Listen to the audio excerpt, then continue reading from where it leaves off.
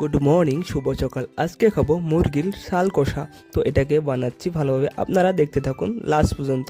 এখানে অল্প পরিমাণে তেল ঢেলে দিয়ে আলুগুলোকে সুন্দরভাবে ভেজে নিচ্ছি। তার এখানে হলুদ গুঁড়ো দিয়ে অল্প লবণ দিয়ে আলুগুলোকে ভালোভাবে ভেজে নিচ্ছি।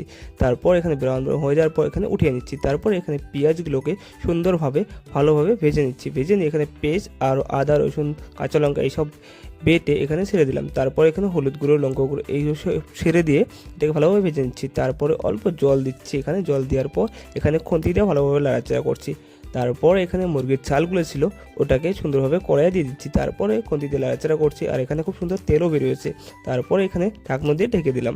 তারপর এখানে যেগুলো আলু ছিল ওগুলো আলু ভালোভাবে দিয়ে দিলাম। দিয়ে দেওয়ার পর এখানে অল্প পরিমাণ জল দিয়ে নাড়াচাড়া করছি। তারপর এখানে অল্প পরিমাণ ধনিয়া পাতা ছিল, ওই ধনিয়া পাতাগুলো দিয়ে দিলাম। তারপরে অল্প সুন্দরভাবে এখানে জাল হতে দিলাম। তারপর তরকারিটুকু নামিয়ে নিচ্ছি। তারপরে আমাকে দিল খেতে। তোমরা যদি নতুন থাকো চ্যানেলটাকে সাবস্ক্রাইব করে পাশে থাকো, আর সাবস্ক্রাইব